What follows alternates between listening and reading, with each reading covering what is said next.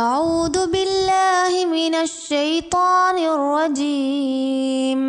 சபிக்கப்பட்ட ஷைத்தானை விட்டு அல்லாஹ்விடம் நான் பாதுகாப்பு தேடுகின்றேன். وضرب الله مثلا الرجلين أحدهما أبكم لا يقدر على شيء وهو كل على مولاه أينما يوجهه لا يأتي بخير هل يستوي هو ومن يأمر بالعدل وهو على صراط مستقيم.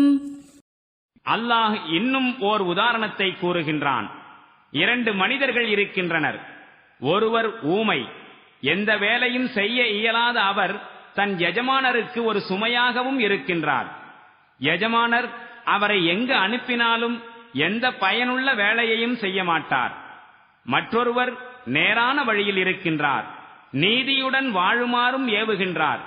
கூறுங்கள், இவ்விருவரும் சமமாவார்களா?